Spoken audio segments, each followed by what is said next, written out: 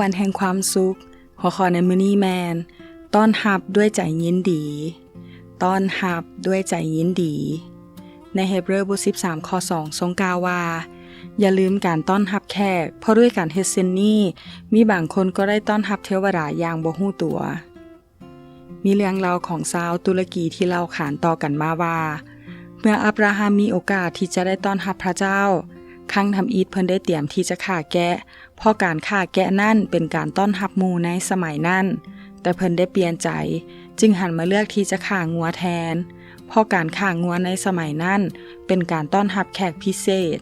แต่แล้วอับราฮัมก็ได้เปลี่ยนใจใหม่เพิ่นเลือกที่จะฆ่าอูฐแทนเพราะการฆ่าอูฐในสมัยนั้นเป็นการต้อนรับพระราชาแต่เพิ่นก็ได้เปลี่ยนใจมาเลือกที่จะฆ่าอีซากแทนเพื่อที่จะถวายแด่พระเจ้าบ่ว่าอับราฮัมจะเลี้ยงแขกด้วยอาหารชนิดใดก็ตามเพิ่นก็เตรียมต้อนรับอย่างเต็มที่จึงได้รับพระพรหลวงหลายกลับมา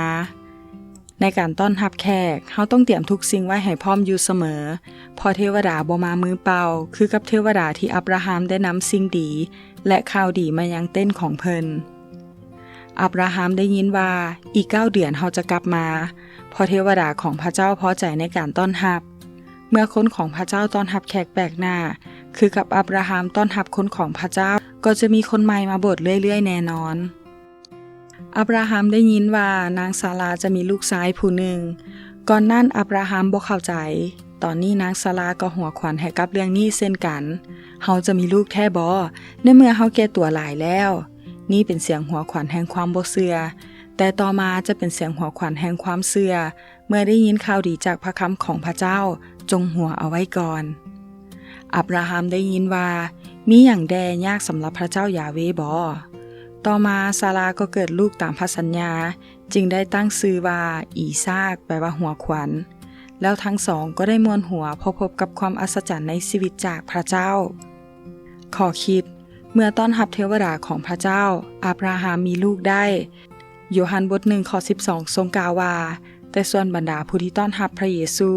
พระองค์ก็ได้ประทานสิทธิ์ให้กลายเป็นบุตรของพระเจ้าเพราะว่าบ่มีอันใดยากเกินไปสำหรับพระเจ้าที่เฮ็ดให้นางซารามีลูกได้และพระองค์ก็จะเฮ็ดให้กับเฮาได้เช่นกันฉะนั้นจงรู้จักต้อนรับแขกแล้วจะเห็นสิ่งที่เป็นไปได้ซึ่งมาจากพระเจ้าขอพระเจ้าอวยพร